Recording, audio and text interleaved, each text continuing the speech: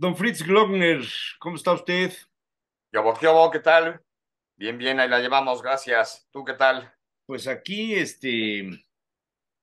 viendo que ya acabó la feria y no pude ir.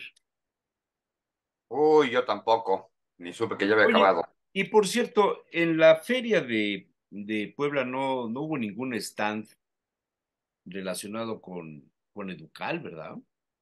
Nunca ha participado el Fondo Educal en la Feria de Puebla, nunca nos han invitado. Ah, Hasta es ahorita, por quizás. invitación. Ah, ok, ok. No dije eso. Ya. Dije nunca. No ha sido, no estés, No, espérame, pues es que es un proyecto del gobierno federal, me del gobierno parece que federal es la de Feria de los. Puebla. No, el Educal, hombre. Ah, O sea, es un proyecto federal que me parece que es de los exitosos, de los que nadie ha cuestionado, de los que pues tienen aceptación popular. Entonces, como que se me ocurriría que en una feria popular como la nuestra, pues está bien que venga Ricky Martin y que haya palenque y que todas estas cosas, pero pues no sé, digo, el terreno cultural, el aspecto del fomento a la lectura, el acceso a libros económicos, pues creo que hubiera podido ser interesante, pero bueno, no tiene nada que ver con lo que haya pasado, es simplemente un comentario como para abrir apetito. claro, pero no, digo, ni a los organizadores de la feria se les ocurrió, ni a mí con tantas historias se me ocurrió. Como bien dices, no deja de ser un evento festivo, cultural, artístico, de ocio, ¿no? Y de consumo, De consumo, claro, de alto donde, consumo. donde perfectamente bien hubiera cabido un espacio para los libros. Pero bueno, que yo sepa, no, ya habíamos dicho, hace yo siglos que no voy a la Feria de Puebla. No recuerdo haber visto opciones para adquisición de material bibliográfico. Y a final de cuentas, pues a nadie se le ocurrió ni a los organizadores ni a nosotros de educar, ¿no? Sí, sí, sí.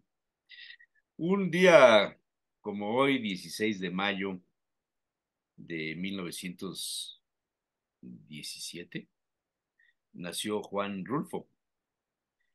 Sí, Con Noé hicimos un recuento de sus obras, hicimos un recuento de algunas de sus poesías cortas, una carta que le dirige a su esposa Clara, que es muy bella, es una carta muy interesante, con mucho cariño.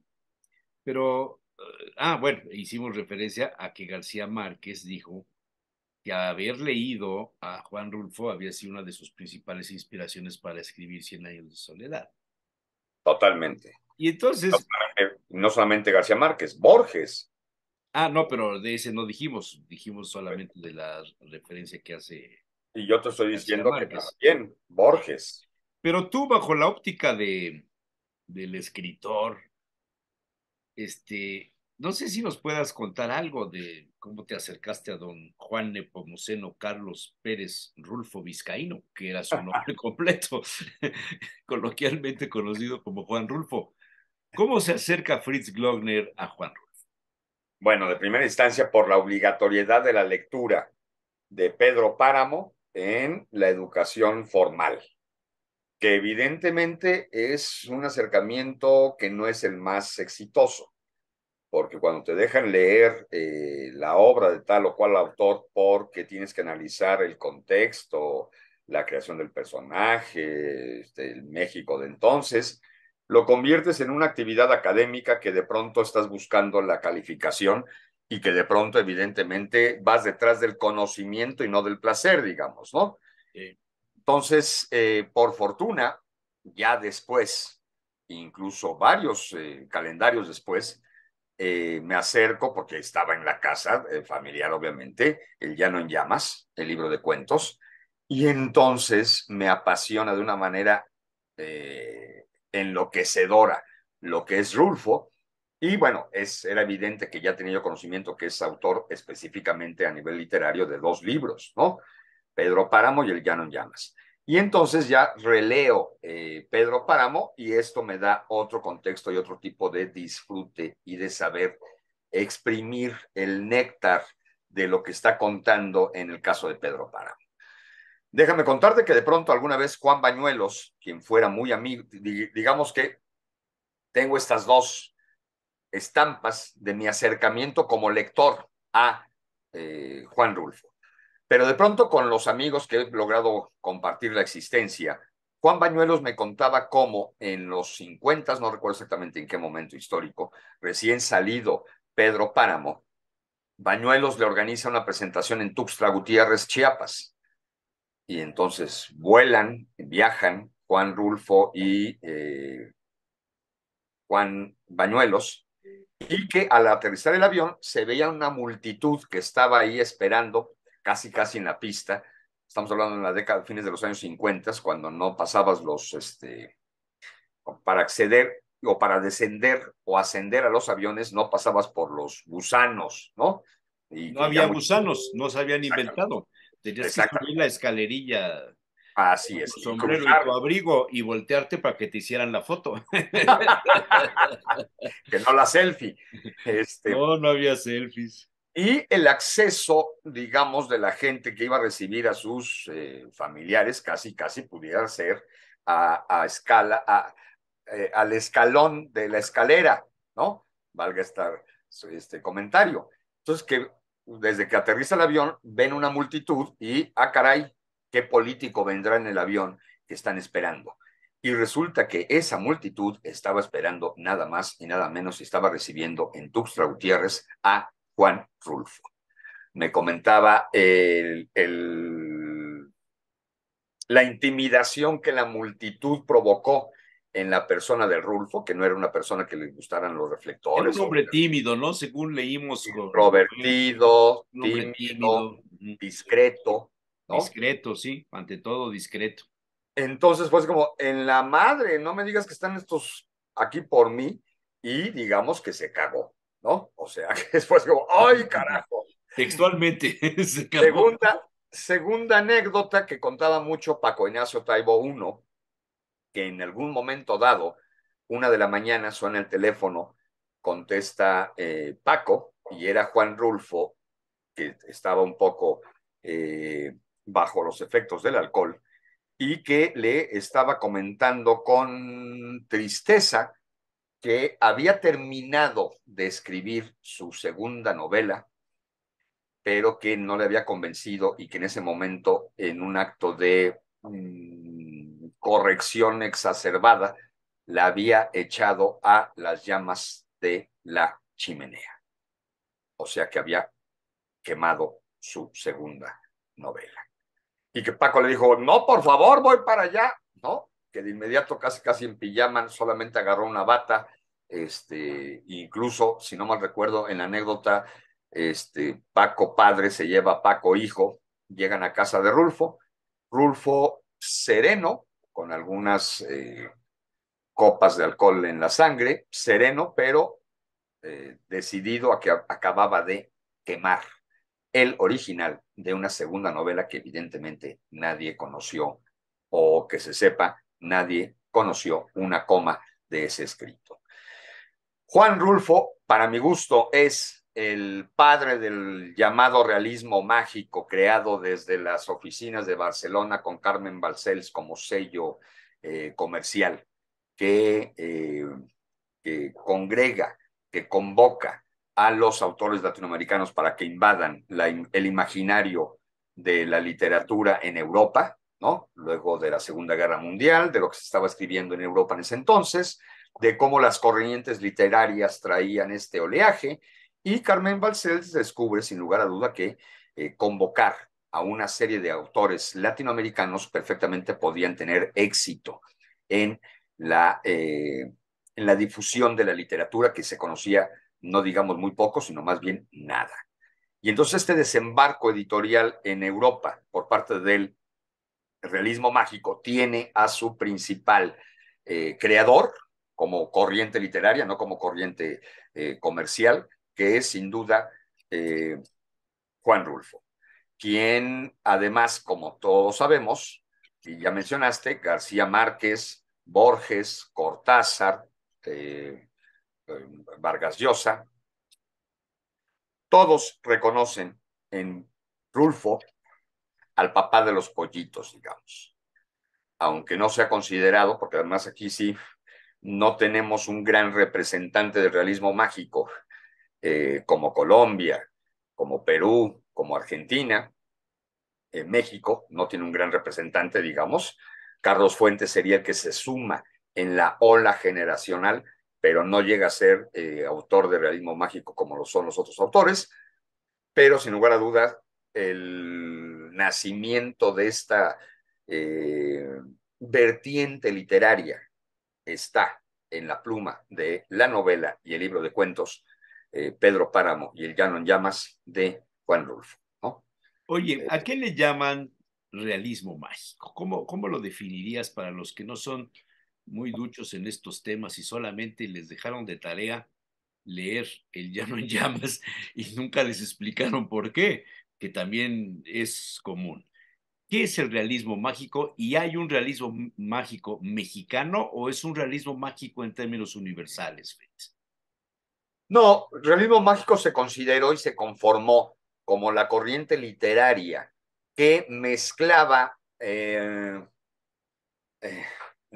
voy a decir la fantasía, porque no es una fantasía, sino que la realidad como tal, el realismo, se convierte en una especie mágica, de magia, donde se suscitan situaciones de la vida cotidiana que pudieran parecer increíbles, digamos, ¿no? Entonces, no es fantasía, no es un género de fantasía, digamos, no es de hadas o de gnomos o de duendes, no es una literatura muy social, el realismo mágico, ¿sí? Cien años de soledad trae una carga del reflejo de la sociedad, ¿no? Colombiana, así como evidentemente la obra de Rulfo trae una carga social impresionante. Entonces, ese es el realismo, pues estás retratando la realidad, pero los nudos narrativos, los nudos históricos, tienen salidas, llamémosle, poco previstas o increíbles o mágicas, por decir así, ¿no? O sea, Que, ¿quiere decir que no son verosímiles o que rebasan que, lo verosímil y lo llevan a la fantasía? que lo llevan a la fantasía, que generan la verosimilitud literaria, pero no la verosimilitud social o la verosimilitud de la realidad. ¿Sí me explicó? Sí, o sea, lo Esto, que capto es que a lo mejor te están describiendo escenas que tú en la mancha urbana o en las colonias donde viven, hoy dirían los fifís, no se imaginarían que existen realidades como las que te está describiendo Rulfo y que además te las hace parecer de alguna manera como algo que no pertenece al mundo donde lo están leyendo, ¿no? Si no es así es. algo, dirán, es mágico, eso es en la India, eso es en otra parte del mundo, qué sé yo. Así es, ¿Cuál, digamos. cuál es la aportación literaria bajo la óptica de Fritz Glauner, escritor, de Juan Rulfo? ¿Qué impronta deja en las generaciones de hoy día, en los nuevos escritores? ¿Es un requisito sine qua non, para que vean que yo también he leído, leer a Juan Rulfo para escribir? No, no, no, no, no, no, no, no, no, no, no.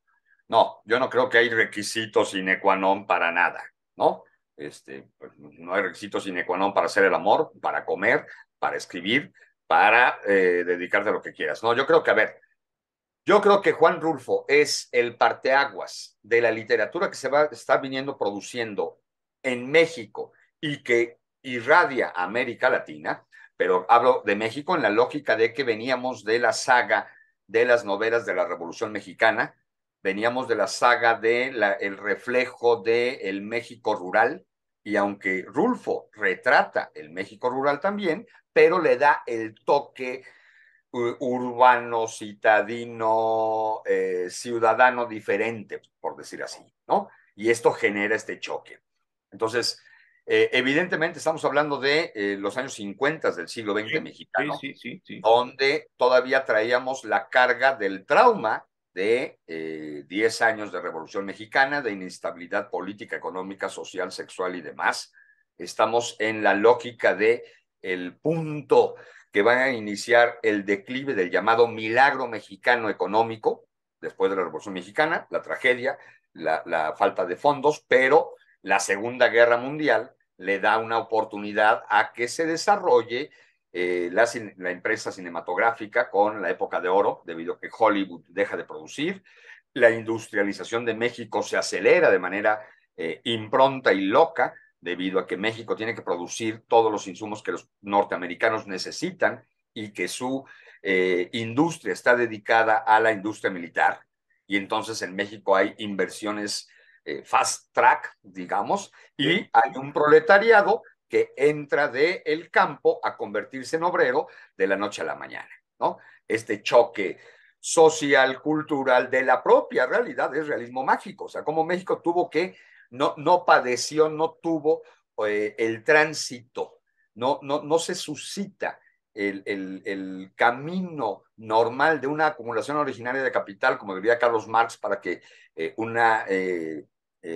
taller manufacturero se convierta paulatinamente en una pequeña empresa, ¿no? Y vaya creciendo, como si sucede en el caso del norte de nuestro país, con el actual Grupo Monterrey, pues, ¿no? Cuyo capitalismo viene de fines del siglo XIX. Pero bueno, más de esta clase de historia, a lo que voy es, en ese entorno social existencial se encuentra un burócrata, porque Juan Rulfo no traía pretensiones como Salvador Novo o como Villaurrutia, no pertenece a los contemporáneos, no viene de los siete sabios, ¿no? O sea, es un personaje que está trabajando de burócrata, pero que la pluma y el cuaderno se le juntan, se le convocan, se le suman y empieza a escribir sus cositas, y es una historia de publicación totalmente, incluso podríamos decir, fortuita, ¿no? Donde la publicación de sus dos libros se genera no bajo los apapachos o los padrinazgos de la élite cultural de entonces. También esa es otra de las situaciones inéditas en el caso de Rulfo, ¿no? Y que rompe los esquemas de cómo publicar, dónde publicar, para qué publicar, a qué grupo mafioso perteneces de la cultura, o quién te aplaude o quién no te aplaude. O sea, Rulfo no formó parte del establishment de los escritores de la Nunca, época. nunca. Él siguió laborando como burócrata, ¿no? Él, a pesar de que sabía que su vida era aburrida en ese empleo, pero él sigue, o sea, él nunca se le subió la fama, por supuesto, según cuentan los relatores, y curiosamente se viene a convertir con su vocación, con su literatura, en el parteaguas de la literatura mexicana y que trasciende evidentemente al mundo de la literatura latinoamericana, Una gran capacidad de observación de lo cotidiano, ¿no? por supuesto. Y la manera de describirlo. Pero Estaba cuando se inmerso habla, en la cotidianidad, ¿no? En su chamba sí, de burócrata sí, padecía la sí, sí, cotidianidad. sí, sí. Oye, cuando se habla de Rulfo, usualmente la gente o los expertos, los que saben, te citan siempre Pedro Páramo y El Llano en Llamas, pero hay otra novela que se llevó incluso al cine, El Gallo de Oro. Yo esa sí la debo confesar que no, nunca la leí. Es más, no hace mucho que me enteré que había escrito El Gallo de Oro, debo confesarlo. ¿De qué habla El Gallo de Oro? ¿Tú sí has tenido la suerte de leerla? No, es que el Gallo de Oro transita entre novela, guión cinematográfico, Guión la cinematográfico, película, correcto. o sea, ahí no trae la fuerza, digamos, ¿no? De la literatura como tal. Además, Y se por, publicó 30 años después de que la escribió. Cuando y por dijiste eso, que había quemado, me quedé pensando si no habría sido el Gallo de Oro la que dijo que quemó y no quemó. no, porque hay el testimonio de Paco Padre y de Paco II, de que en las llamas de la chimenea sí había un legajo de papel consumiéndose, ¿no? Este, y ubica que en esos años escribías en una máquina de escribir como la que tienes detrás de ti, en el rodillito, o sea, no había. Y Las copias se hacían con papel carbón, no con fotocopiadoras. En fin, estamos hablando de otro momento histórico donde el oficio tenía otras improntas, ¿no? Y otras habilidades. Entonces, en ese sentido, El Gallo de Oro, bueno, es más bien un guión cinematográfico, más que una novela. Yo lo calificaría más como una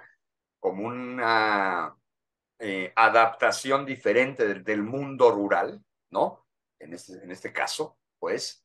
Y Sí, por lo mismo, no es una obra literaria que surja o que venga a sí, desbancar al Llano sí. de Llamas o que compita con Pedro Páramo.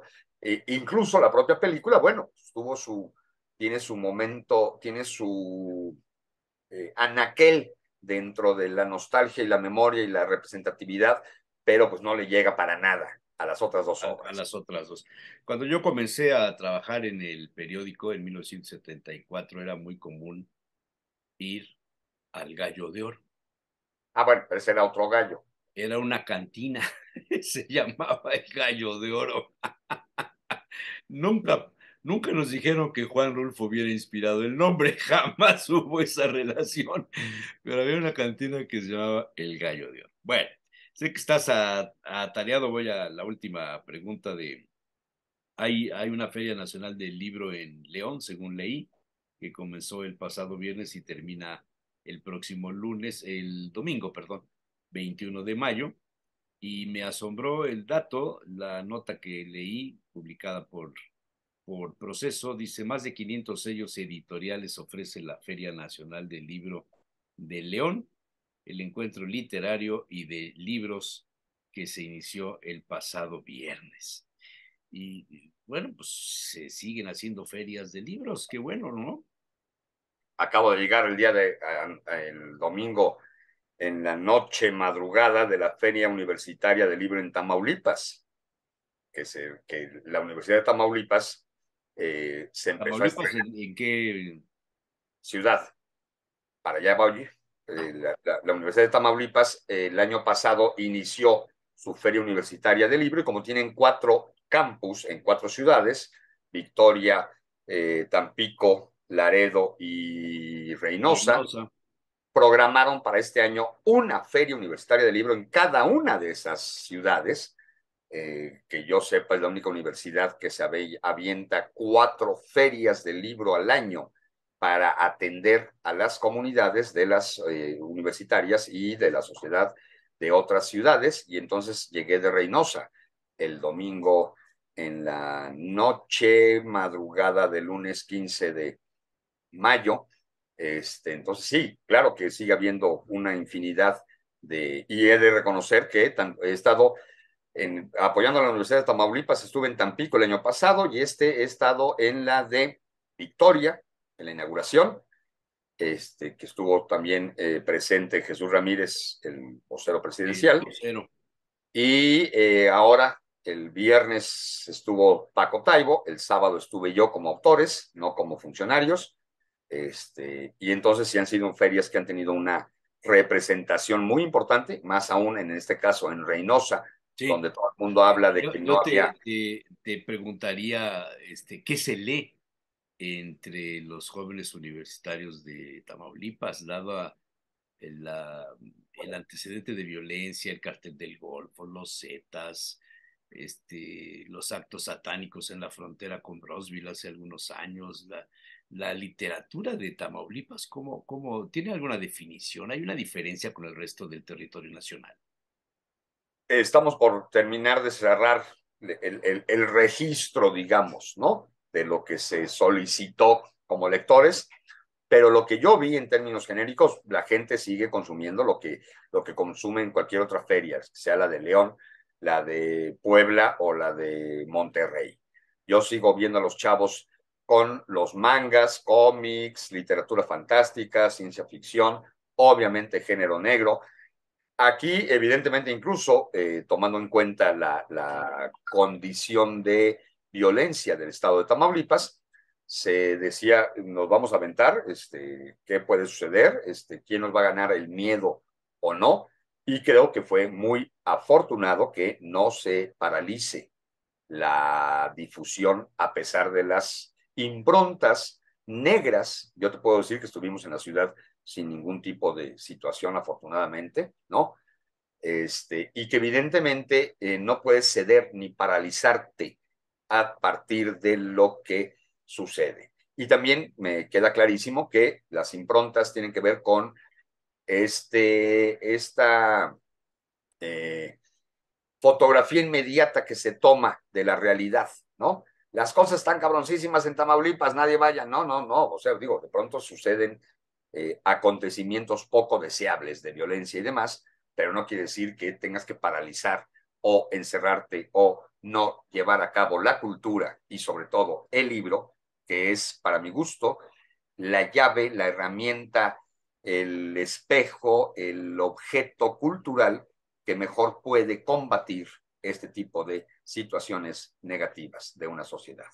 O sea, puede ser una herramienta de prevención, de De solución, de prevención un acercamiento a la solución de un problema de otro índole. y una forma de restituir el desgaste horripilante que de pronto se ha generado del tejido social. Soy un convencido que un poema puede traernos otro tipo de condicionamiento, ¿no? Se dice que la lectura, el libro puede cambiar a los seres humanos, puede cambiar a las sociedades, no siempre y no por fuerza para bien, tampoco es una receta que va a ser, ¿no? Si lees, Hitler era un gran lector y no creo que tengamos en buena consideración los actos de este personaje de la historia del siglo mundial del siglo XX, ¿no? Entonces, pero a final de cuentas sí creo que la lectura es parte de un elixir que puede permitir la recomposición de la ruptura, del desgajamiento del tejido social que se ha vivido, que se vive en algunas ciudades, en algunos estados de nuestro país. Está bien. ¿Algún otro comentario? Corcholatas, corcholates. No, están muy de moda y ahorita no hay que darles tanto juego. Albores se retiró. Sí, pero no entremos. Estamos hablando de la lectura rica, linda, de Rulfo, de cosas agradables como para entrar en las especulaciones de quién, cómo, cuándo, dónde y por qué. Una columna que leí hoy en la mañana de Jesús Ramos dice que tuvo el acceso a una encuesta de los últimos días de pues, abril, interna de Morena, no sé si se hace esto o no, y que habían sido eliminados, por eso se retiró Albores, que los únicos que tienen posibilidades, y en ese orden son Alejandro Armenta, Claudia Rivera, Ignacio Mier y Julio Huerta. O sea, 3 hombres y una mujer, y que están descartados todos los demás. Pues no te sé decir de Pues dónde venga. tú no fuiste a esa junta, no fuiste a la reunión, no te enteraste de eso. Esa encuesta la desconozco por completo, pero me queda claro que estamos en la época en la cual la encuestitis tiene que ver a partir también de la receta, quién está solicitando y cómo está solicitando esta y encuesta. que están preguntando quién elabora el cuestionario. Creo que hay muchas cosas que deberíamos de explicarle al público sobre cómo se hace una encuesta, cómo se levanta y cuáles son los efectos que tiene divulgar una encuesta. ¿Y Porque cómo se las traduce? verdaderas encuestas, yo creo que las que tiene el presidente de Morena o el presidente de México o los presidentes de los partidos o los empresarios, imagino, también mandarán a hacer sus encuestas, no lo dudo. Esas yo creo que no se revelan, esas se tienen en el cajón y servirán en el mejor de los casos para tomar decisiones en favor de alguien, en el peor de los casos para lastimar a alguien, ¿no? Pero no creo que salgan publicadas. Esto se me hace que el primer error o la primera falla de una encuesta es que se diga públicamente el resultado de una encuesta. Tiene una función publicitaria, Publicitaria. una función de posicionamiento, tiene una función de intentar sembrar en el imaginario colectivo tal o cual tendencia, ¿no? Porque no solamente es qué tipo de baterías o preguntas se están planteando, a qué sector se dirigió, cómo Sí, se levantó, y cuántas sino también personas fueron, sí, la fueron cantidad de personas. cuestionadas, ¿no? Luego dicen los que se hacen por teléfono. Y me pongo a pensar, yo hace años que no contesto un teléfono de casa, Por ejemplo, por ejemplo, y si no, y si me llaman de un teléfono a mi desconocido. celular y no lo conozco, pues no lo contesto. Entonces dudo mucho de este asunto de las encuestas que se hacen por Pero la... no solo eso, sino, insisto, la interpretación de los datos. Cómo juegas con la numeralia y con o sea, no solamente es todo lo que acabamos de decir, sino a la hora en la cual analizas esa información. Claro, ¿Sí? Es como las ventas de los libros, ¿no? Tal librería vendió tantos libros, bla, bla, bla, bla. Siempre he dicho y he hecho análisis diferenciados, por ejemplo, cuando hacemos la famosa venta nocturna, ahora en el complejo Fondo de Cultura Educal. ¿Cuál librería supones de las 25 que participan en la venta nocturna es la que mejor posicionada está en este ejercicio de bajar los precios una noche de los libros? así a bote pronto te diría que la del aeropuerto. No, la de Piedras Negras. Coahuila, fíjate. ¿Por qué? Porque lo que hago es jugar con la numeralia, cuántos ejemplares lograron colocar en manos de lectores, cuál es el resultado económico. Evidentemente, los 50,000 pesos, por decir así, que vendieron en un día, no corresponden al 1,5 millones que vendió la Rosario Castellanos, ¿sí? Ajá, O el millón que vendió el aeropuerto. Pero lo que haces es jugar con la impronta de, a ver, ¿cuántos habitantes hay en Piedras Negras? ¿Cuántos títulos tienen exhibición ese punto de exhibición? ¿Cuántos? Ya me expliqué. claro. Y entonces, la que más, y además me ha aventado un análisis de cuánto tiempo mantiene la línea ascendente o descendente de la popularidad de que la gente haya o no acudido un día de septiembre a adquirir libros baratos a nuestros puntos de exhibición. Qué Es que interesante. también analizar los números no es nada más, obviamente la Rosario es la mejor porque vende 1,5 millones en un día. No, no, no, espérame. Sí, pero no. O sea, Sí, sí, sí, te entiendo. Muy y bien. entonces cuando analizas las encuestas, siempre hay que jugar también con esas improntas. Las interpretaciones. Ah, Claro. claro. Chris Glover, muchísimas gracias, como siempre. Hoy estuvo más breve, pero pues es que andas chambeando y me imagino que hoy estarás dedicado a temas de la familia y también En parte. pues merece mucho más la pena Todo, que estés con tu familia, que estés en todo, el programa. todo. Bueno, te mando un abrazo, besos a Doble. tus mujeres. Igual, Gracias, hermano. Chris Nos Glover. vemos. Gracias.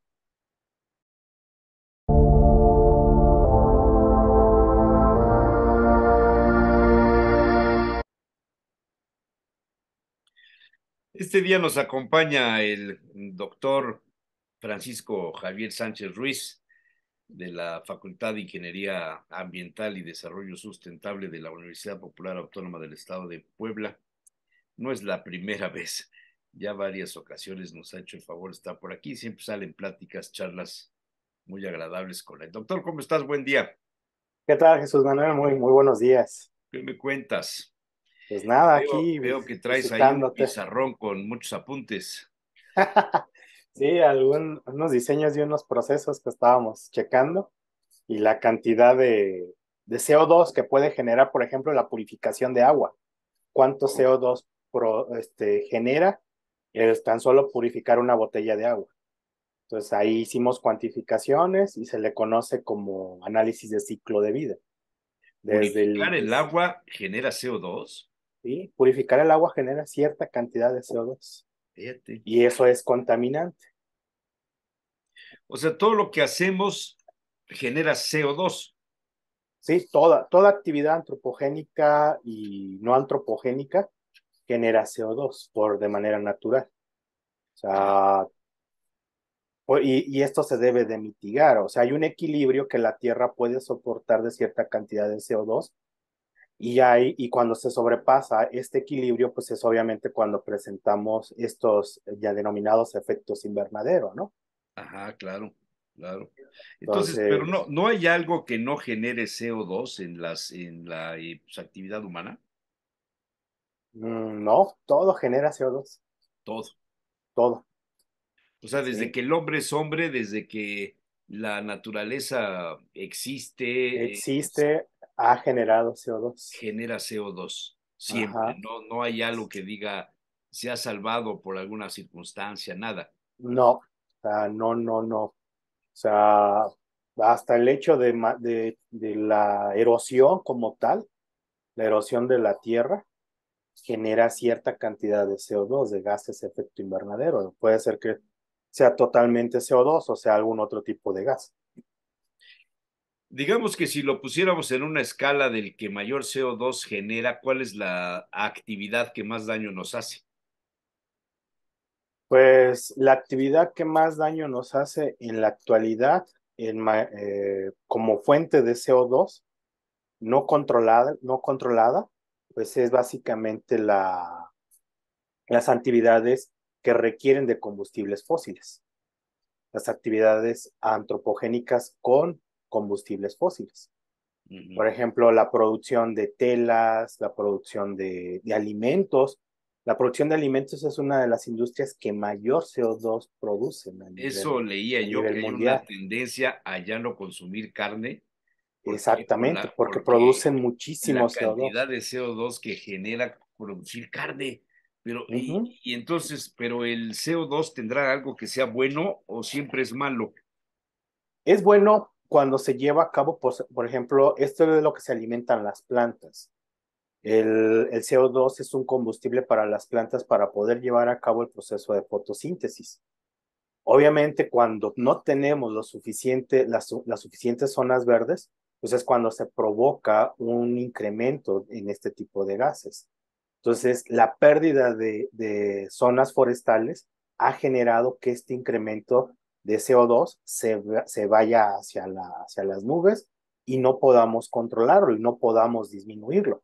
Y por lo tanto, comencemos a tener temperaturas o incremento de temperaturas en el ambiente como tal. En los últimos días yo he sentido, y mucha gente con la que hablo me dice lo mismo, que hay más sensación de calor, que tenemos más calor y las temperaturas pues más o menos se mantienen en el promedio de cada año, pero la sensación térmica, lo que se siente de calor es mayor. ¿Tiene que ver esto con la generación de CO2? Sí, tiene que ver porque obviamente lo que se hace es que el CO2 es un gas reflectante. O sea, cuando se encuentra en mayor concentración es un gas reflectante. Por lo tanto, en lugar de que la luz entre y salga, que es el fenómeno natural que hace la luz, lo que hace es entra, rebota una vez, vuelve a rebotar, vuelve a rebotar, vuelve a rebotar, y lo que hace es que sentimos, aunque la temperatura siga siendo la misma, sentimos una sensación térmica mayor. Por lo tanto, sentimos que aumenta, valga la redundancia, aumenta el calor. Ahí sí aumenta el calor, no aumenta la temperatura. La temperatura es una relación de calor que te puede relacionar el calor o la cantidad de calor, pero el calor es una propiedad física como tal que está en función de cómo se excitan de cierta manera ciertas partículas que están en el ambiente o de un material, si hablamos de un material que transfiere cierta cantidad de calor, ¿no? Entonces, Claro. por eso es que se siente esa sensación térmica tan elevada, ¿no? Pero precisamente es por estas concentraciones tan elevadas de CO2. Ok. Entonces, cuando un área verde, cuando un jardín se hace patio, el caso del jardín de El Carmen, que fue un jardín, toda la vida fue un jardín hasta que llegó una administración y dijo, no, es que necesitamos espacios de concreto para hacer mercadillos y para la banda bafulana y para que los niños anden en sus cochecitos jugando. Cuando quitamos el pasto, cuando le restamos presencia a los árboles y le metemos el concreto para hacerlos firmes, para hacer una explanada, estamos generando CO2, estamos quitándole a las Estamos plantas. quitando la capacidad de retener CO2 y de darle tratamiento a ese CO2. Y por lo tanto estamos generando mayor cantidad de CO2. Qué bien, qué bien. ¿sí? Y obviamente eso se ve muy reflejado en los incrementos de temperatura y en las sensaciones térmicas en el ambiente como tal. Y estos cambios tan fluctuantes que, por ejemplo, en un momento está nublado, hace demasiado viento, pero no llueve, entonces llueve, pero se siente más calor, entonces ahí es donde ya comenzamos a ver todas estas características propias de la climatología y de la termodinámica de la misma Tierra. Y es precisamente por esta gran concentración de estos tipos de gases. Ujú. Oye, y en el caso de la combustión de los motores, ¿qué tan grave es el tema en relación a lo que me decías, producir comida, los alimentos de los animales, el producir tela, para la ropa, cosas de ese tipo? La combustión interna de un motor genera mucho CO2 más que un anafre para hacer memelas, más que un trompo de estos que trabajan con gas, aunque tengan algunos ladrillos térmicos, para asar carne para los tacos árabes o para los tacos al pastor, están generando. ¿Cuál es más grave de todos estos? Pues el problema con el motor de combustión interna es que no se genera una combustión completa. Cuando hablamos de una combustión completa, significa que todo lo que entra como tipo de gaso, en forma de gasolina debería de convertirse en CO2 y en óxido de nitrógeno, dióxido de nitrógeno, que son para los componentes que se le agregan a la gasolina para que aumente el octanaje. Entonces, cuando en un automóvil se lleva la combustión, solamente el 46% de lo que entra se convierte en CO2. ¿Sí? Lo que significa que el 54% sale en otro tipo de gases, que pueden ser monóxidos, o carbono en forma de hollín, o puede ser que solamente se condense y se ensucie el motor, y en algunos otros tipos, o en óxidos de azufre, en óxidos de nitrógeno, pero no con una composición muy variada como tal. Entonces, esa es la diferencia en un motor de combustión interna, que a diferencia, por ejemplo, de una anafre. En una anafre, ahí la combustión, como tiene un exceso de aire, entonces ahí sí se lleva a cabo totalmente la combustión. Entonces, todo lo que se está quemando se convierte en CO2. Ahí vamos a decir que la combustión estamos hablando entre el 80, 90 o si no es que hasta el 98% de eficiencia de la combustión. Entonces tenemos muy pocos gases que no son contaminantes, cosa que sería contrario con lo de un automóvil. En el automóvil nos está arrojando CO2, pero también nos está arrojando muchísimos gases que no se alcanzaron a combustionar o que no alcanzaron a completar su reacción de combustión y por ende se pueden complementar en el exterior y es cuando se genera mayor cantidad de contaminantes o de gases efecto invernadero. Entonces, si lo comparamos entre los anafres, las estufas o los lugares donde se hace algún tipo de combustión, pues obviamente un anafre, estos de los trompos de tanto de carne árabe como de pastor, pues son más eficientes que de un automóvil Ahora, quien está y es más pegado a contaminante. quien está pegado a una de estas instalaciones, ¿qué riesgos tiene al estar conviviendo, respirando lo que sale de la generación de flama, de la asada de la carne, que no sé si la asada de la carne desprenda también También desprende CO2, CO2? ¿Qué CO2 y riesgos agua. tiene el taquero? ¿Qué riesgos tiene la señora que hace la memela? ¿Qué Eh, riesgos tiene quien está de vecino junto a un horno de pan, a una taquería, a una cosa de este tipo? Pues ahí fíjate que el taquero corre un riesgo muy grande. ¿Por qué? Porque puede presentar enfermedades de tipo respiratorio. Puede llegar a presentar hasta cáncer de pulmón o EPOC, ¿sí? Aunque digan, es que yo no fumo, yo nada, no, pero estás en contacto con los gases de combustión. Y estos gases de combustión lo que están haciendo es que están entrando directamente a tu sistema respiratorio, pero también puede presentar envenenamiento por CO2 y eso puede generar enfermedades neurodegenerativas, ¿sí?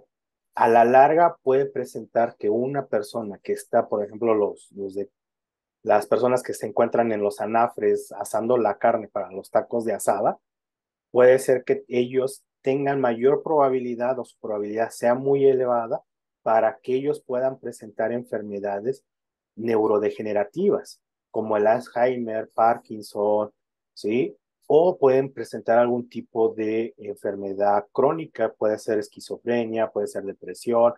¿Por qué? Porque al entrar el CO2 no sale tan fácilmente de nuestro torrente sanguíneo y lo que hace es que evita la oxigenación de la sangre, evitando que el oxígeno llegue al cerebro y que el cerebro se mantenga oxigenado. Es muy peligroso que una persona que esté en contacto directo con este tipo de gases, pues obviamente a la larga, si duran 15, 20 años en exposición de este tipo de gases, muy probablemente pueda presentar este tipo de enfermedades. Una, pueden ser respiratorias, otras pueden ser enfermedades neuronales. A ver, me acabo de hacer un express. El grano lo compré, me lo tostaron directamente en donde compré el grano. Me lo pusieron en una bolsa, está ahí atrás, de papel, no de plástico, Reciclado, reciclado. emple Bueno, dicen que reciclado, no lo sé. Yo lo tiro a la basura, entonces no sé si reciclarán en la basura eso, pero es reciclado. Vengo con mi café, lo vacío en mi envase. Tengo un envase donde guardo mi café. Lo pongo en el aparato para la cafetera express, la coloco, la enciendo, espero que se ponga el foco verde, le aprieto y sale mi café express. ¿Dónde estoy generando el CO2? Uno, estás generando CO2 primero cuando se hace la siembra del café, desde ahí. Santo Dios, entonces, o sea, Desde todo es la malo en la cosecha, vida, oye, ¿qué es esto? desde la cosecha, el tostar ¿cómo se llama? Primero quitarle lo que es la cascarilla al café, después volverlo en pergamino, después tostarlo. Todo eso está generando, ¿por qué? Porque todo requiere cierta cantidad de energía. Y la energía obviamente se genera a partir de un proceso secundario. Y ese proceso secundario puede ser a partir de una fuente renovable, puede ser a partir de una fuente no renovable. El hecho de conectar la cafetera desde allí también ya estás generando CO2 porque estás extrayendo cierta cantidad de energía o estás utilizando cierta cantidad de energía que puede venir desde una fuente renovable o puede venir desde una fuente no renovable, ¿sí? Entonces, y eso obviamente te va a generar totalmente cierta cantidad de CO2. El hecho de respirar nosotros mismos, estamos generando CO2. Es un Ajá, subproducto de nuestro proceso metabólico, ¿no? sí, Pues desde allí ya estamos generando CO2. ok. Ahora, muchas personas, yo tengo ahí atrás, tengo una planta, tengo otras del otro lado. Me gustan mucho las suculentas, pero si Ujú. las meto no se me dan bien, tengo que dejarlas fuera. Cuando yo era niño había en mi recámara una planta que un día llegó alguna tía, alguna persona dijo que era veneno. Había algo que le llaman lengua de suegra. Lengua de suegra. Creo que le llaman así unas Sí, largas. una larga. Creo que no, eso es malísimo, no sé qué dijo la señora. Y mi abuela decía, no, es que hay que tener plantas en el baño. Había una plantita o más. Dentro de la casa tenían macetas, había un patio, alguna azotehuela, algún sitio donde siempre había plantas. Y mi mamá, por ejemplo, las violetas, ¿no? Que eran delicadísimas. Había que regalas con mucho cuidado y todo el huevo que que se consumía, se troceaban los cascarones, se revolvían con la tierra y se le agregaban a las plantas. El café que yo estoy ahorita tomando, el molido que ya está extraído el sabor, no lo tiro, lo guardo, lo mezclo con tierra, lo mezclo con otras cosas y según yo, mientras a mi pobre entender, hago algo así como un abono. No sé si funciona o no Sí, funciona, pero no lo es tiro un tipo de directamente. composta. Ujú. Ajá. Pero el otro día leí que hay una planta que se llama árbol de jade. No sé si la conozcas. No, no la conozco. Es una suculenta, de las más codiciadas, dice. Es más, te voy a poner aquí el artículo porque se me hizo curioso el argumento de lo que te están proponiendo para que lo tengas dentro de la casa. Beneficios del árbol de jade. A ver si me aparece. Acá está, mira, sí me apareció tal cual lo leí el otro día, porque yo tengo esta, pero no Ujú, sabía yo que era una planta que debía estar en interiores y la tengo en exteriores. Dice, tres beneficios del árbol de jade. Purifica el aire. ujú, El árbol de jade, como todas las plantas, aportan oxígeno al planeta, reduciendo las cantidades de CO2 que existen en el ambiente. Pero además, esta es una suculenta que tiene la capacidad de purificar el aire, ya que mejora la calidad del aire que circula en nuestro hogar. Incluso distintas investigaciones sostuvieron que la mayoría de las veces el ambiente de nuestra casa está igual de sucio que el exterior, especialmente en el invierno, donde no hay tanta ventilación por temor al ingreso del frío. Absorbe el dióxido de carbono. En la misma línea, especialistas aseguran que esta planta cuenta con un metabolismo que puede reducir considerablemente los niveles de dióxido de carbono durante la noche, por lo que recomienda colocarlo dentro del dormitorio y así poder disfrutar del beneficio para la salud. Ahí está la foto ujú. del árbol de jade. Aparte de las propiedades medicinales, que si baja el nivel del azúcar, que si te quita las verrugas, que si sirve para enamorar a la vecina, cosas de ese tipo que le cortas el pie y lo pones y se lo regalas y entonces ya comienzas ahí con un rollo. Y no sé, o sea, deberíamos poner en práctica estos consejos. A lo mejor está ligado esto al Feng Shui o a cosas de ese tipo, pero tener plantas dentro de nuestra oficina, plantas dentro de nuestro dormitorio, en el baño, en la casa en términos generales, ¿sería una de las medidas recomendables para reducir el CO2, doctor Sánchez Ruiz? Sí, sí, una de las medidas o una de ¿cómo se llama? De las recomendaciones que se hace para reducir niveles de CO2 dentro de los interiores, pues es colocar plantas que tengan este tipo de propiedades. Y sí las hay, y sí están comprobadas científicamente que puedan reducir esta cantidad de CO2 presente en el ambiente. Ahorita que hablabas de la lengua de suegra, búscala y vas a ver que también tiene las mismas propiedades que este tipo de plantas. También absorbe CO2 y también tiene la capacidad de purificar el aire, este tipo de plantas. Entonces, se recomienda también que estén dentro de los interiores. ¿Cuál es la desventaja? Pues como hablabas tú, pues hay ciertos estigmas en relación, por ejemplo, al Feng Shui y todo eso, que dicen que no deben de haber plantas con punta dentro de algún lugar, que porque te generan ciertas Ajá, discrepancias y, ajá, y ajá. peleas y no sé qué tipo de cosas, Sí, ¿no? sí, sí, sí, sí, sí, Pero eso yo efectivamente. creo que debes de dejarlo de lado si te va a O la ayudar a sábila que hay purificar, ¿no? que, a la sábila que hay que amarrarle un listón rojo. Sí, sí, ¿Lo sí, sí, o hizo? ¿Para sea, qué sirve, man? No tengo o la menor sea, idea, pero así dicen, ¿no? Que hay que ponerle, hay que amarrarle un listoncito rojo para alejarlas, no sé qué. Esta para es alejar las malas vibras, ¿no? la lengua de las malas vidas, más bien que alejar a los malos gobiernos, eh, más que las vidas. La lengua de suegra es esta, Ujú, de esta sí, tengo varias en la casa. Dice, es muy fácil de cuidar, se le conoce como Sansevieria, así es el nombre científico, es de África, anda fallando mi internet, está muy lento, no sé qué pasó acá, que aquí ahorita se trabó el, el, el mouse. Pero bueno, esta es una de las que dices que sirve. que sirve, sí, sí, sí, sí. O sea, son buenas para poder purificar Sí, el ahí dice, aire. tiene el superpoder de purificar el aire dentro de tu casa debido a que sus hojas absorben las toxinas como el óxido de nitrógeno, benceno, formaldehído, xileno y tricloroetileno. Chileno. Vamos.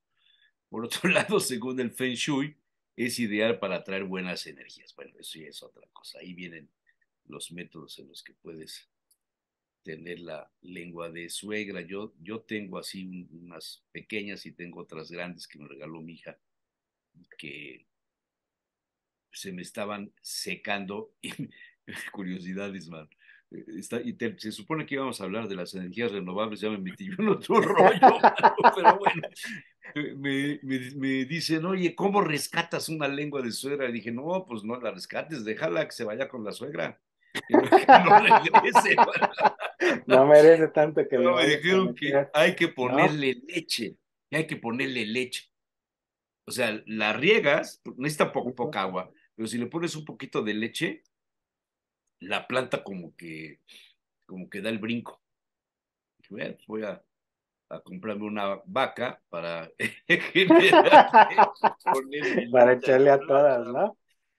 O sea, Sí. podemos hacer cosas nosotros mismos en nuestro entorno para ir reduciendo en la medida de nuestro entorno. Claro está el CO2, doctor El Sánchez Vázquez. CO2 que producimos. Sí, sí, sí. O sea, nosotros podemos ir ayudando a mitigar esto. ¿Por qué? Porque hemos tenido como que esa idea de cambiar las zonas verdes por zonas de concreto. Y creo que debemos de regresar a tener esas zonas verdes, porque esto nos está llevando a que nosotros mismos estamos teniendo sensaciones térmicas muy elevadas, cambios de clima muy abruptos, intermitencia en todos los servicios, porque ahorita, por ejemplo, ya estamos en un punto crítico de agua en Puebla. Entonces ya hay zonas y hay colonias donde ya no va a haber agua en algunas próximas semanas. O sea, se va a ir disminuyendo el suministro.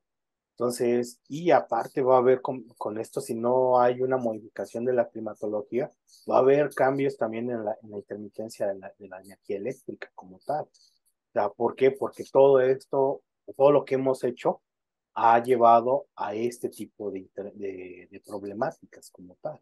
Y como te digo, todo nos genera CO2. Hasta lo más simple que como lo podamos ver, lo más simple me va a generar cierta cantidad de CO2. Que a lo mejor va a decir una plantita que me va a ayudar mucho, ¿no? Pero si tú eso lo vuelves y lo replicas y lo llevas a algo que va a ser más común, vas a tener un espacio más, digamos, con temperaturas más bajas, con un clima menos agresivo que si lo tuvieras sin nada de un espacio verde, ¿no? Totalmente.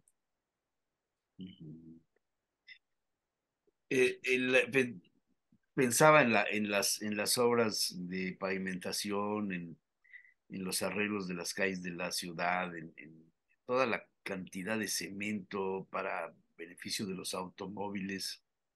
No digo que haya que dejar las calles de terracería, ¿no? Pero la proporción, siempre se ha hablado de la proporción de áreas verdes en relación a las áreas urbanizadas y a los metros cuadrados que se necesita por habitante en una ciudad. Hay ciudades maravillosas que desde el avión, cuando vas a llegar a una ciudad y dices, qué cosa más maravillosa, es una ciudad verde. Montreal, por ejemplo, es una Ujú. ciudad verde. La Ciudad de México no es verde, es No es gris, verde, es es gris. cemento. Y la ciudad de Puebla creo que empieza también a ser una ciudad muy gris, aunque tengamos los cerros alrededor, la urbanización, los nuevos fraccionamientos están invadiendo las áreas verdes. Sí, Esta es, es una realidad. Y el centro se va poblando de negocios que generan CO2, de taquerías, de melas, de comercios, de transporte, estacionamientos, qué sé yo, y no veo una política pública para generar más áreas verdes o por lo menos para conservar las áreas que tenemos. Es Y delicado. darle mantenimiento y mantenimiento adecuado, porque la otra vez estaba viendo que estaban, podaron cierta cantidad de árboles de ahí en el centro y Ujú. los dejaron totalmente sin ninguna rama verde. Todos los cortaron a Frente ras. a la UAP, frente al Exactamente. edificio Carolino, sí, fue una decisión de los dueños, administradores o no sé, de un hotel que está ahí, que les estorbaban, pues sí, los dejaron crecer mucho. Nunca les dieron un mantenimiento y entonces de repente pues se les hizo fácil cortar todas las hojas y dejaron las ramas pelonas y ninguna hoja. Exactamente. No he pasado ahora para ver cómo están, pero eso es una cosa grave. Pero en términos generales, ¿cuántos metros cuadrados de área verde deberíamos tener por habitante? Por habitante necesitaríamos tener alrededor de 50 metros cuadrados por habitante, de Por área verde, habitante. por habitante. Pues nos quedará la zona militar, ¿no? Creo que no hay nada más. Porque Los no bosques hay. de manzanilla desaparecieron hace muchísimos años, Amaluca, toda esa zona desapareció. En la avenida Juárez hay más piedras que plantas. En La Paz, que el Cerro de San Juan tenía una proporción interesantísima en las banquetas de área verde, empezaron a comérsela para estacionamientos y Para para restaurantes estacionamientos. y todo esto, ¿no? Y fíjate que uno de los problemas es que, por ejemplo, yo paso por aquí seguido por la Juárez, hicieron una campaña donde colocaron plantas y todo esto, ¿no? O sea, y se llegaba a ver muy bonito, o sea, pero cuando recién las plantan, ¿no? Pero no le dan el mantenimiento. La campaña no debe de quedar solamente en ir, plantarlas y tomarme la foto y ya, sino El darle mantenimiento. mantenimiento, en regarla, en estar, ahorita pasas por la Juárez y todas las plantas que sembraron o que colocaron ya están secas. Ya algunas hasta se están desprendiendo de que ni siquiera agua les están agregando. ¿Ves que Entonces, hubo una época ese en es la uno que de los pusieron unos problemas. maceteros en el centro Ujú. y llega una pues, administración nueva para demostrar que ya cambiaron las cosas, le ponen plantas, pero a los pocos meses, a la temporada de lluvias, desaparecen las plantas. Y no porque se las roben, se secan porque no están bien sembradas, que Exactamente. no tienen la edad, porque las raíces, porque los sustratos o los nitratos o los mitratos o la tierra o lo no sé qué, No es o la la gente adecuada. pasa y le echa una Coca-Cola, que a veces la Coca-Cola tampoco hace daño a las plantas, me han explicado que si lavan los excusados, que puede ser interesante también, sí, puede ser interesante para las plantas, hay unos consejos en donde como este que te digo, la leche, y otro donde dicen que se le ponga Coca-Cola a una planta. Sí, es O un sea, el azúcar, antifúngico. hay raíces de plantas que para reproducir las violetas, por ejemplo, le tienes que poner un poquito de azúcar en el agua. No sé qué Mm. hace el azúcar. Ayuda al proceso de absorción de nutrientes. Ujú. Entonces, por ejemplo, es un antifúngico también. Es un antifúngico natural por el exceso, bueno, no natural, sino sintético, por el hecho de que tiene una alta concentración de ácido fosfórico. Entonces, pues te ayuda para poder matar ciertos microorganismos o hongos que se están generando en tus plantas. Entonces, yo llegué a ver Está en algunos lugares interesante. que diluían el refresco, la coca, y lo agregaban a las hojas de la planta. Aparte de que le Sí, daba un brillo muy bonito, era sí, sí. antifúngico. Entonces no permitía que algunos microorganismos se reproducieran y no les cayera plaga a las plantas como tal. Sí, sí, sí. Es interesante, ¿no? Que todas estas cosas que antes eran propias de las familias, se regalaba un pie de una planta. En mi casa hubo un teléfono, no teléfono para hablar, sino teléfono, también había teléfono para hablar, pero había una planta que se llama teléfono, que Pues a mi abuela se la regalaron desde que se casó, imagínate, creo que Mm, se casó en el 20 23, 24, por ahí. O sea, va a ser 100 años la planta, man. Se la regaló a alguien. Y se vinieron a vivir a Puebla y se trajo su planta. Y empezó a sacar pies, que les llaman así, y ujú. iba sembrando en otras, en otras, en otras. Luego llegaba la gente, les regalaba, etcétera. Nos cambiamos de casa, mi abuela se llevó las plantas, se volvieron a hacer, o sea, las que se llevaron Ujú, se siguieron y le iban sacando pies y seguían. Y así, en todas partes donde hemos andado, nos llevamos el pie de la planta del teléfono de la abuela. Y aquí, en donde estoy ahora en la oficina, y esto, tengo también teléfono. Y pues es muy simple, ¿no? Pues nomás le pones agua y un sí, poquito de tierra, porque es una planta que no te exige, no exige demasiado no te cuidado exige. y te da Pero muchas propiedades. sí, pero estas cosas de regalar plantas, no flores, porque ahora se regalan flores, ¿no? Pero Ujú, plantas involucra toda una cuestión del apego a la naturaleza y de la conservación del medio ambiente. ujú, exactamente. O sea, el saber que el tener una planta te va a beneficiar no solamente a ti, sino a generaciones posteriores y que te puede ayudar a mitigar lo que en algún momento tú generaste como parte de contaminación o como parte de CO2. Yo también aquí en mi oficina tengo tres plantas, tres plantas. Tengo una lengua de suegra y me gustan mucho las cunas de Moisés. Y esas ¿Qué, son perdón? cuna de Moisés. Ah, esta tengo una ahí, que esta Ajá. la saqué de la grande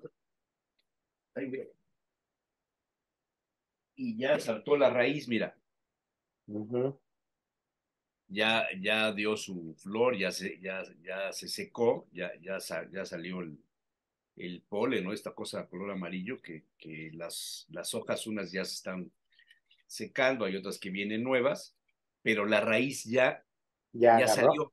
ya Entonces ya es salió momento de pasarla a a una la maceta, a maceta. Ujú, la cuna de Moisés. sí. Pues mira que estamos hablando de plantas, ¿no? Barbaridad. Con el que normalmente hablo de plantas y de árboles y estas cosas es con Cabrera Mauleón, Ujú. con el maestro Cabrera, y de repente hacemos algunos programas sobre agronomía y estas cosas, y Ujú. normalmente salimos hablando de temas caseros. Pero bueno, ya se nos fue el tiempo, qué barbaridad, mano. No quiero quitarte el tiempo, pero otro día hablamos de otras cosas. Bueno, finalmente estamos hablando de cuestiones ambientales, ¿no? Ambientales, sí, sí, Las sí. O sea, plantas. ¿cuánto te puede ayudar? Fíjate que por ejemplo, una cuna de Moisés pequeña, por muy pequeña que sea, te puede absorber hasta 1 metro cúbico de CO2, por muy pequeña que sea. 1 metro cúbico de CO2.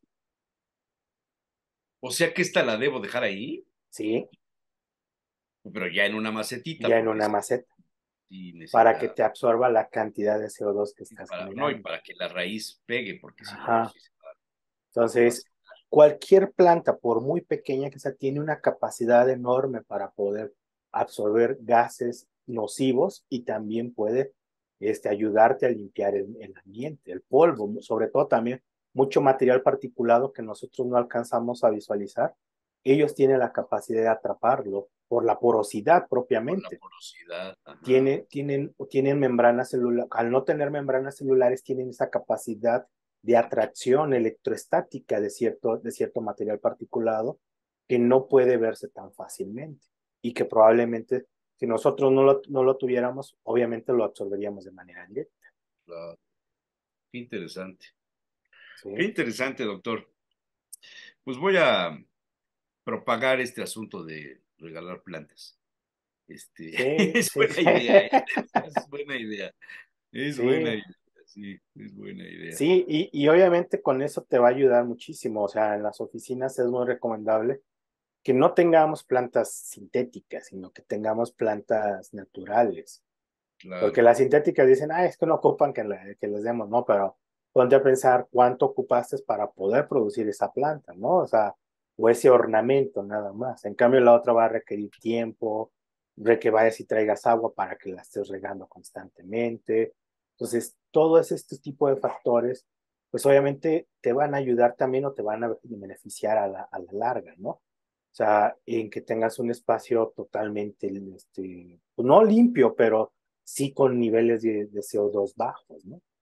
Y eso Bajos. te va a dar un ambiente también que te pueda generar Sí, un, sí, un ambiente que no genere ese estrés como sí. Oye, propiamente, ¿no? el mito ese de que no tengas una planta dentro de tu recámara porque te quita el oxígeno, No, eso es es al una revés, ¿no? falacia. Sí, Es al es al revés. revés. Sí, o sea, más bien debes de tener plantas para que puedan, ¿no? Limpiar el ambiente, ¿sí? Y puedas tener una oxigenación más propiamente. Porque las Claro, plantas no se alimentan de oxígeno, se no, alimentan de CO2. CO2. Y al momento de que estamos durmiendo, generamos o producimos mayor cantidad de CO2 Claro, porque los claro, procesos metabólicos se están llevando a cabo ya de manera más eficiente por estar claro, en un estado de reposo. claro. Muy bien. Pues doctor Sánchez Ruiz, solo falta que demos recetas de cocina. Esos de chile, de ¿Cuáles botes son chileros, ¿no? las recetas que menos CO2 generan? Ándale.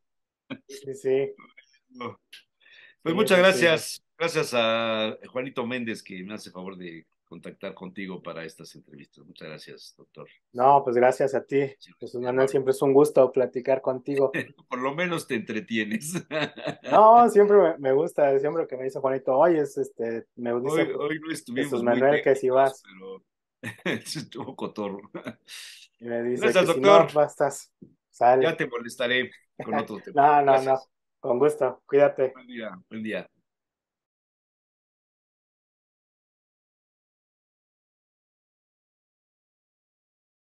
Sí, Saludo con afecto, con reconocimiento, con cariño a don Noex Balanqué Bautista.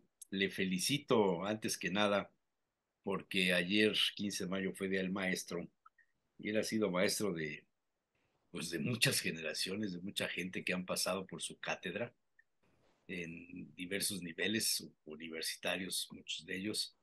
Y bueno, finalmente vienes también de una familia del magisterio, así es que sí. entiendes perfectamente bien el papel del maestro. Noé, un abrazo.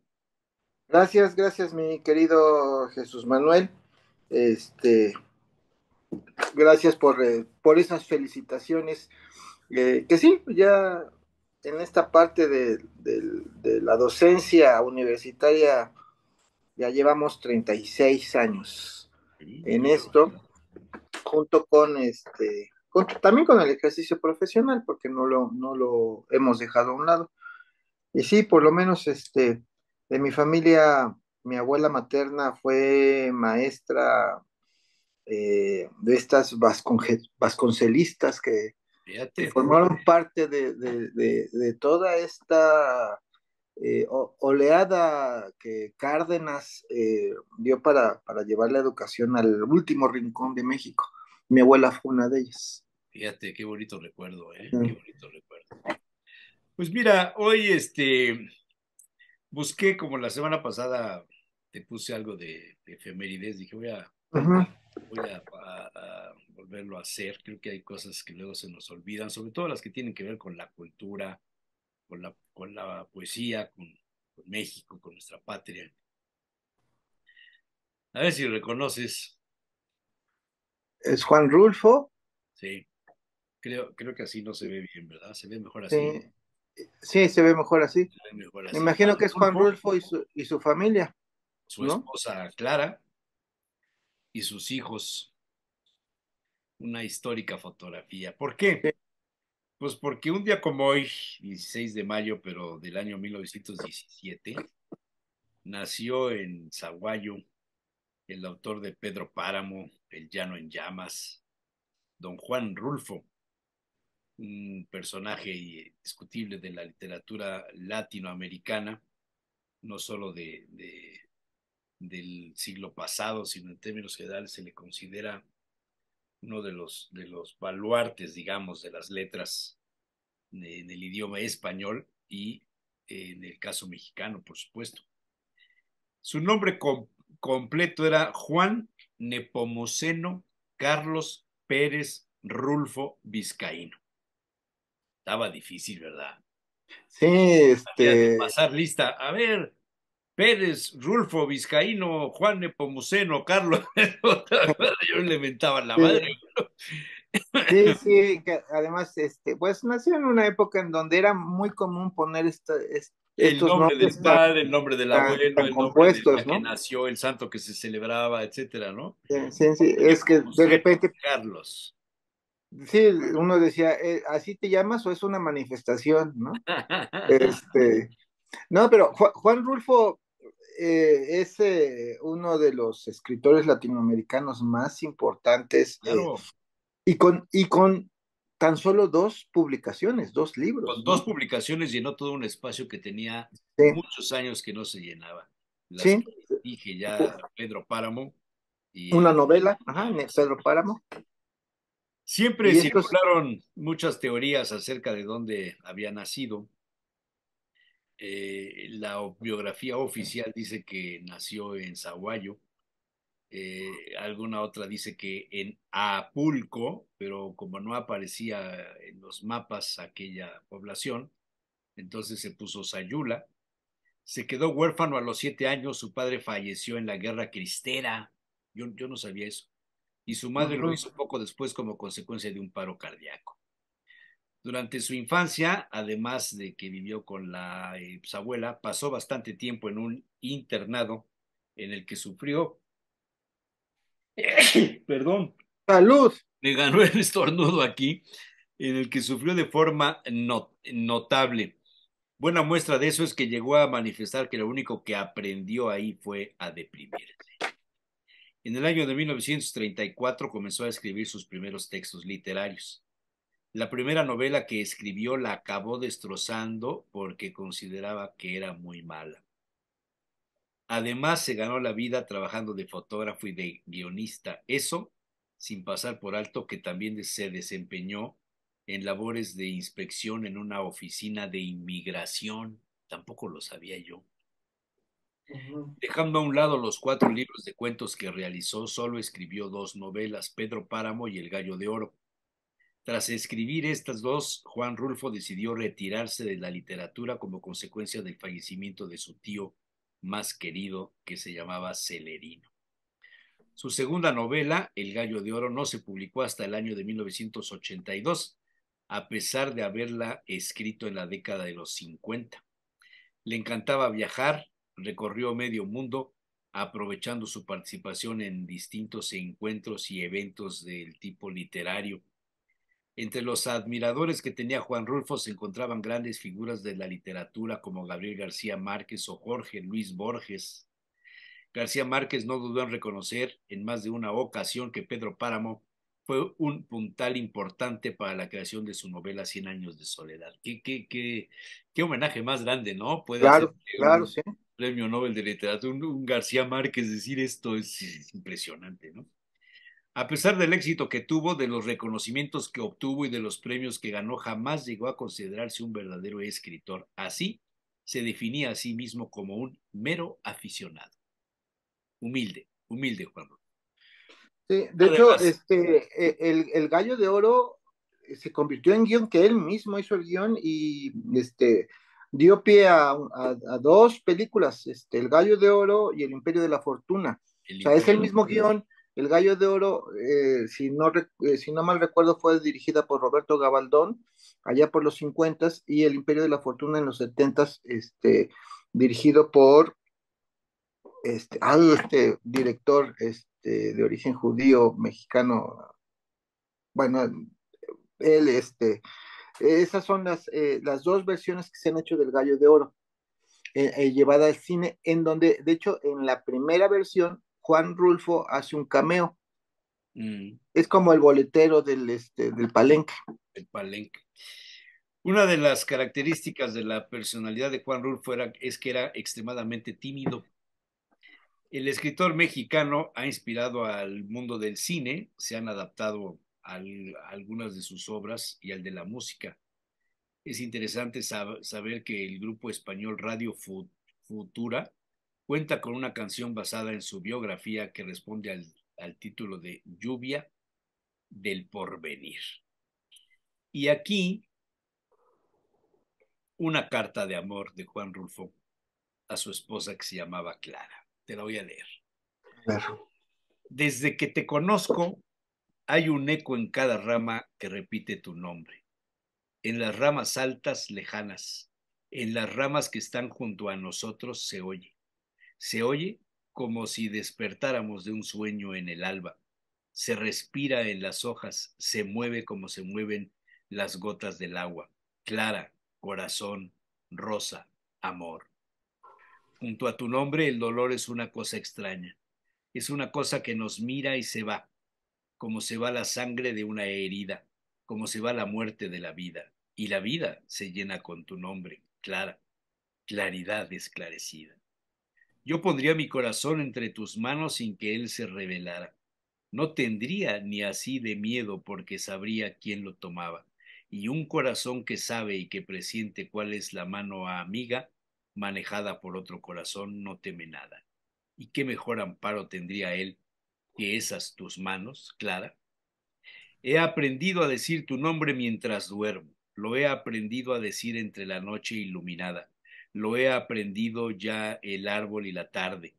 Y el viento lo han llevado hasta los montes y lo han puesto en las espigas de los trigales y lo murmura el río.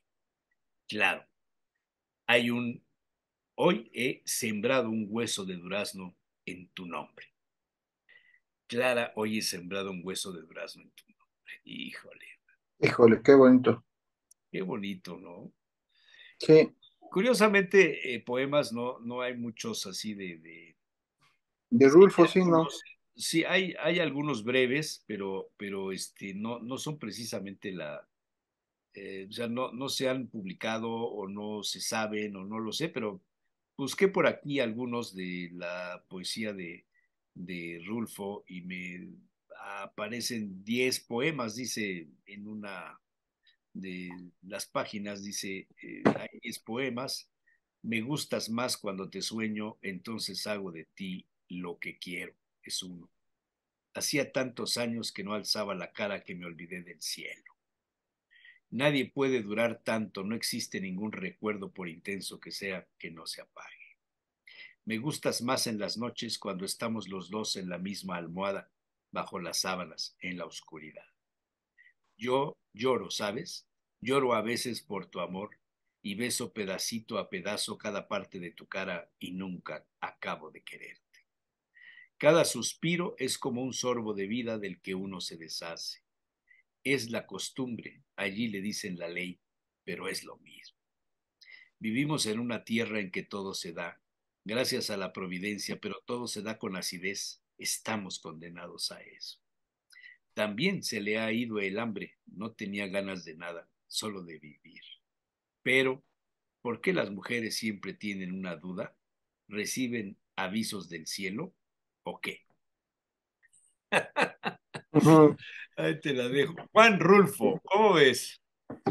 Pues Juan Rulfo, sin ser claramente parte del movimiento del realismo mágico, del cual sí formó García Márquez, pues, de hecho, encabeza ese movimiento literario, ¿no?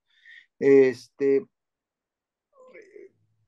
Pareciera que algunos de sus cuentos, o su novela, por lo menos, Pedro Páramo, tenga esta característica, ¿no? En donde específicamente la figura y la imagen de la muerte tiene una concepción extraña, como si la muerte fuera vida también, o la muerte se vive y la muerte está viva entre los mortales, entre los vivos, ¿no? O sea, esa mezcla un tanto extraña eh, parecería realismo mágico, ¿no? Yo creo que de ahí que García Márquez se inspirara mucho en él o lo tomara también como referente, ¿no? Y te voy a leer no un poema sino un fragmento de uno de sus cuentos, que es Diles que no me maten, ¿no? Ajá.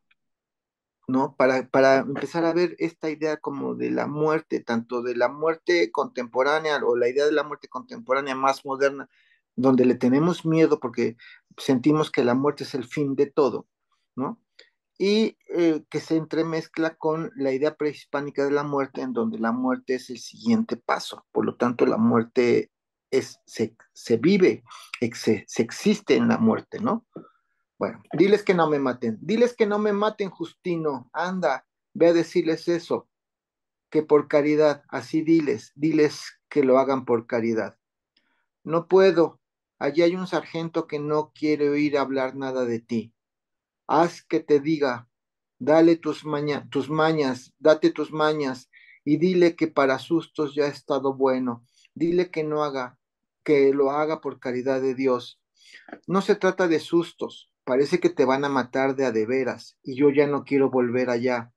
Anda otra vez, solamente otra vez a ver qué consigues. No, no tengo ganas de ir. Según eso, yo soy tu hijo, y si voy mucho con ellos, acabarán por saber quién soy y les dará por fusilarme a mí también. Es mejor dejar las cosas de este tamaño. Anda, Justino, diles que tengan tantita lástima de mí. No más eso, diles. Justino apretó los dientes y movió la cabeza diciendo, no, y siguió sacudiendo la cabeza durante mucho rato. Dile al sargento que te deje ver al coronel y cuéntale lo viejo que estoy, lo poco que valgo, qué ganancia sacará con matarme. Ninguna ganancia. Al fin y al cabo él debe de tener un alma. Dile que lo haga por la bendita salvación de su alma. Justino se levantó de la pila de piedras en que estaba sentado y caminó hacia la puerta del corral. Luego se dio vuelta para decir, voy, pues, pero si de perdida me afusilan a mí también, ¿quién cuidará de mi mujer y de los hijos? La providencia, Justino, ella se encargará de ellos. Ocúpate de ir allá y ver qué cosas haces por mí. Eso es lo que urge. No, la escena previa a un fusilamiento en la época de la Revolución, Sí, sí, ¿no? sí, sí, sí. Eh, en donde está la muerte presente, ¿no? Y esta combinación. Y ahorita que estabas hablando de esto, eh, también me puse a ver cuál podría ser como una de las fuentes de inspiración de Juan Rulfo para lograr esto. Y esta es una hipótesis muy aventurada de mi parte, pero si revisas los poemas de Nezahualcóyotl, también hay una idea muy parecida sobre la muerte, ¿no? Entonces te voy a leer un poema de Nezahualcóyotl donde está esto. Eh, Se llama ¿A dónde iremos? ¿A dónde iremos donde la muerte no exista? Mas por esto viviré llorando, que tu corazón se enderece, aquí nadie vivirá para siempre. Aún los príncipes a morir vinieron, los bultos funerarios se queman, que tu corazón se enderece, aquí nadie vivirá para siempre. ¿No? Y si tú dices, esto suena parecido a la atmósfera de Pedro Páramo, Sí. Yo ¿no?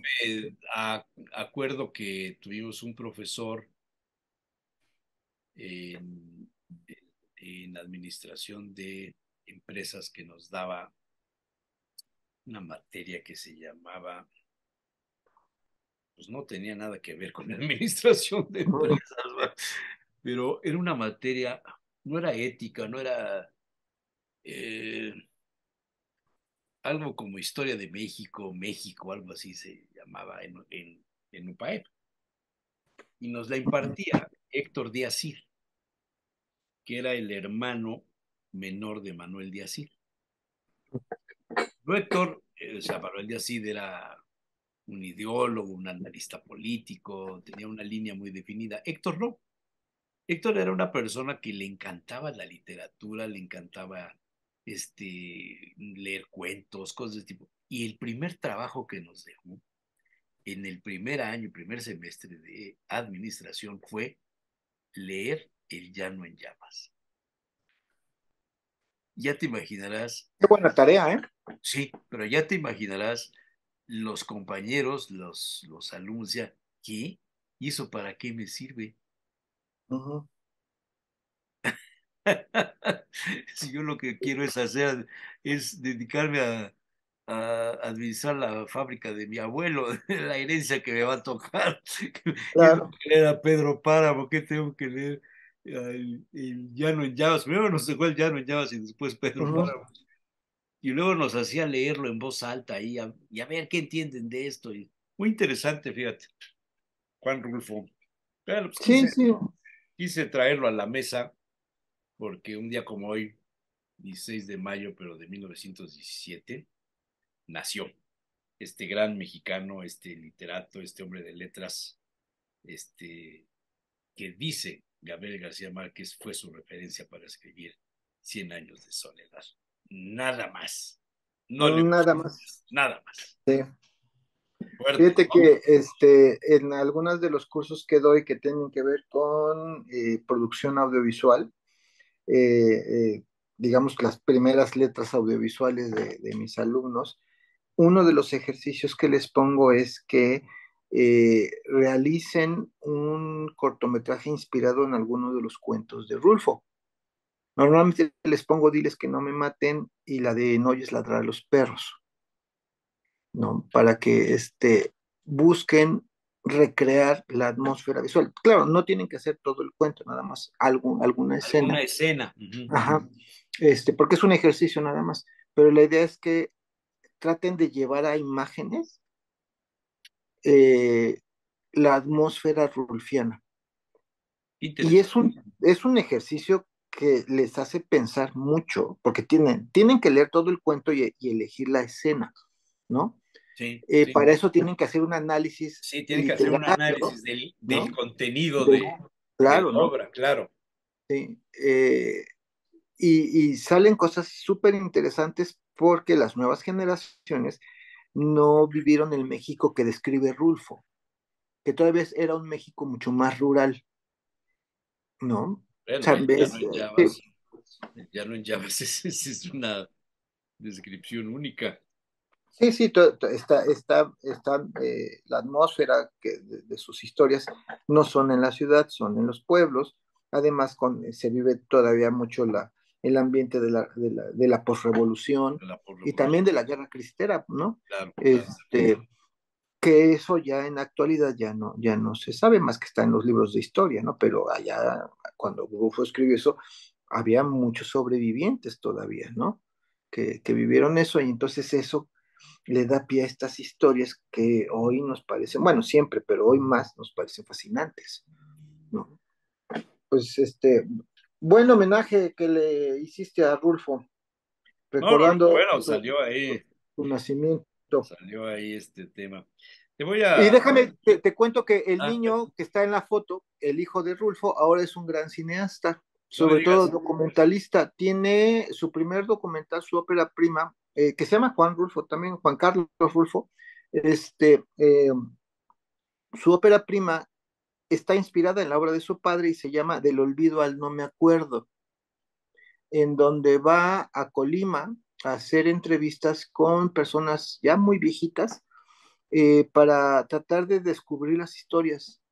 Digamos, estuvo en búsqueda de Pedro Páramo, de Justino, de esos personajes, ¿no? Es interesante ese documental, Del olvido al no me acuerdo. Y luego hizo otro documental también muy bueno, los dos son largometrajes, de la construcción del segundo piso del periférico, con los albañiles, y se llama En el hoyo. En el hoyo. Ah, mira, interesante. Heredó entonces parte de la Parte de visión, la, de la ajá, visión de papá. sí, Qué bien. Encontré en el libro de Getas de Rodolfo Serrano un poema que se lo escribieron en mayo de 2020. Félix Maraña, que es un amigo del grupo de la Palomilla de la Latina de los viernes, e Ismael Peña Poza se fueron de parranda, bueno, se fueron a una taberna en Rabanera del Pinar en 2019 y de ahí salió el escribirle a Rodolfo por parte de Félix Maraña un poema que dice, Rabel para un poeta.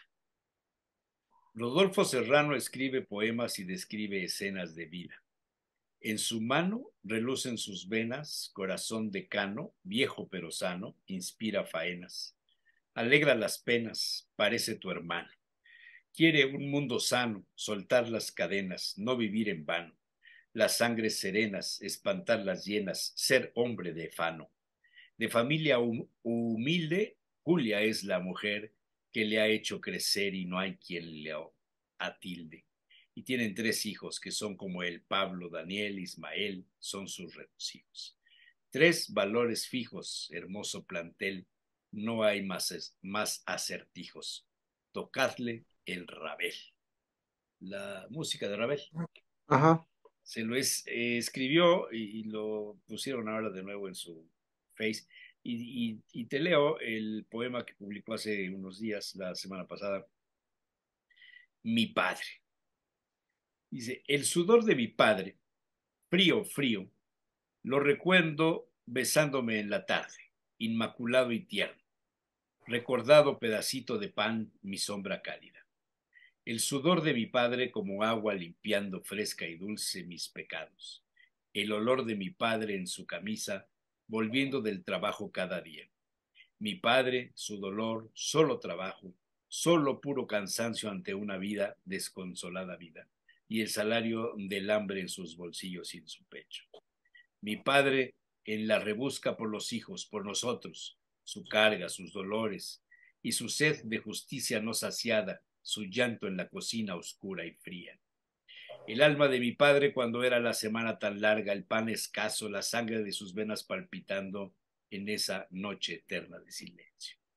El miedo de mi padre, aquel oscuro olvido negro, espeso, como tinta de un dios feroz, tachando su memoria, dejándole perdido en la tormenta.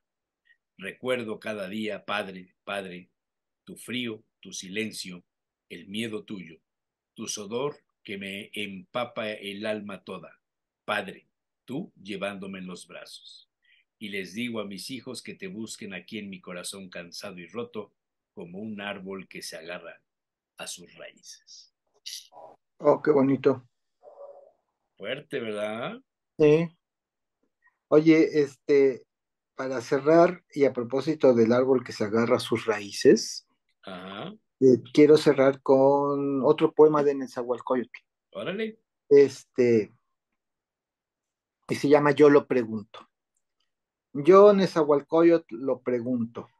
¿Acaso de veras se vive con la raíz en la tierra? Nada es para siempre en la tierra, solo un poco aquí.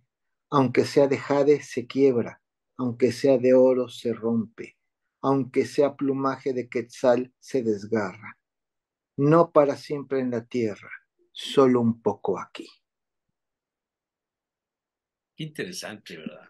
Ahora, esta es una traducción.